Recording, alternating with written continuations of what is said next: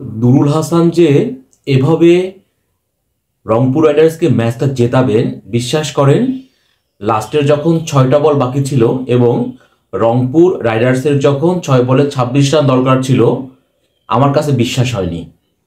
কারণ বাংলাদেশের ব্যাটসম্যানরা আমরা কিন্তু এর আগেও দেখেছি তারা 6 বলে 10 রান করতেও হিমশিম খান, মানে পারেন না।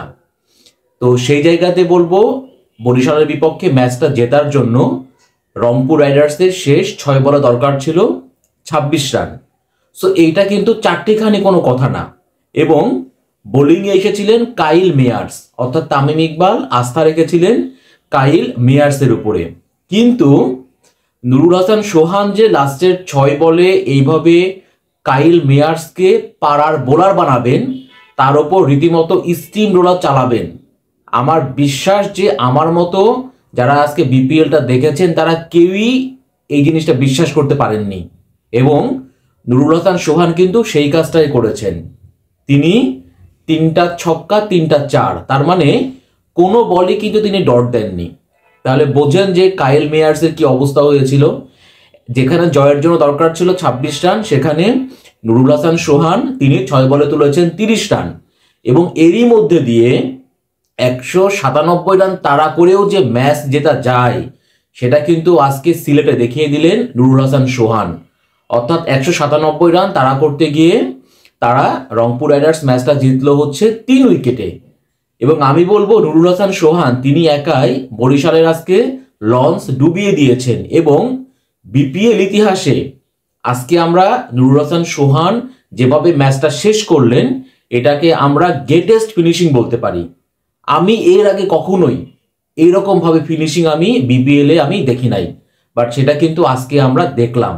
মানে আমার কাছে তো বলবো নুরুল হাসান সোহানের ইনিংসটা ছিল রীতিমতো অবিশ্বাস্য। এবং এই ইনিংসটাকে আসলে কিভাবে বিশ্লেষণ করব ঠিক সেটা ভাষায় আমি বুঝে উঠতে পারছি না।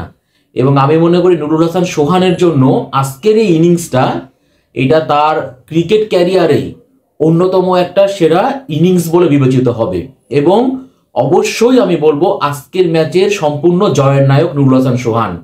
যদি সে আজকে এরকম ভাবে ব্যাটিং তাণ্ডব না চালাইতেন, বিশেষ করে লাস্টের ওভারে, তাহলে পারে কখনোই এই 197 রান তাড়া করে ম্যাচটা জেতা কখনোই সম্ভব ছিল না।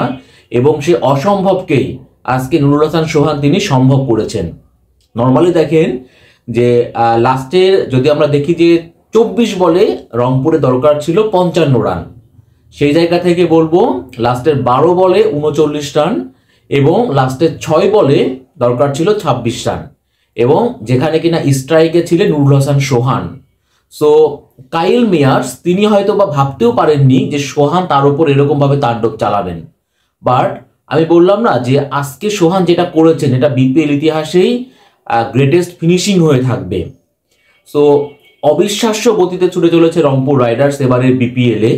এবং এই দলকে যিনি নেতৃত্ব দিচ্ছেন নুরুল হাসান সোহান, তার ক্যাপ্টেন্সিতে টানা 6টা ম্যাচে রংপুর কিন্তু জয় পেল।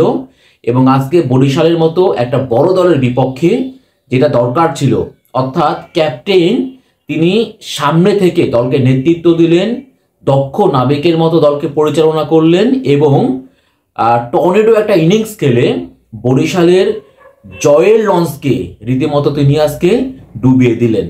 অবিশ্বাস্য সোহান, আপনার এই ইনিংসটা আমার অনেক দিন মনে থাকবে এবং বাংলাদেশের ক্রিকেট তথা যতদিন বিপিএল ইতিহাস থাকবে আমার মনে হয় যে ক্রিকেট প্রেমীরা আপনার এই ইনিংসটার কথা কখনোই ভুলবেন না, তারা স্মরণে রাখবেন।